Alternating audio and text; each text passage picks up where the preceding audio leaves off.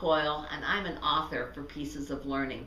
I'd like to talk to you about this book called Encouraging Achievement.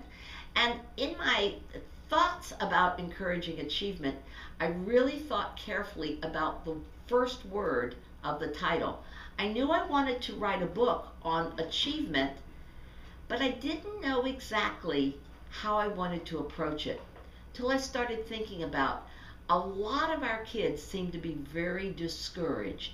Not so much all the time unmotivated, or not so much all the time with a bad attitude towards school, but many of them just seem to be discouraged as learners.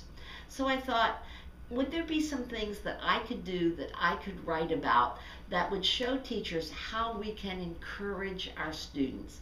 And so indeed, that is exactly what I did. I set this book up almost as a puzzle. You can see we start off with one little puzzle piece here, and that's really where we're defining how do we encourage. It goes from there to a little bit about brain research, the role of the school, the role of parents, the role of the family, the role of stress and perfectionism, some kinds of creative thinking, a lot about different ways that kids can learn, and it ends up with some lesson planning.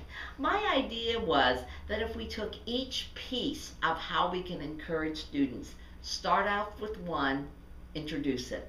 Start off with the next, how does the brain work? Introduce it. Start off with the next. What's the role of school, and what's the responsibility of school?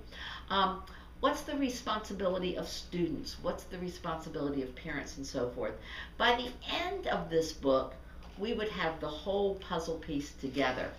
You can see that we have a little icon, this little man who's jumping up and down. An encouraged student looks a lot like that. They're excited about their learning. They want to learn more. They're saying, what can I do next? Or is this the right way to do this? And that's the whole purpose of this book. How do we deal with a lot of the problems that our students have to deal with in their homes these days? How do we deal with perhaps some administrative structures in our schools? How do we deal with things like scheduling and time? How do we deal with lesson planning and differentiation and standards-based instruction? All of those are part of our puzzle piece for encouraging our students to become the achievers we know they can be.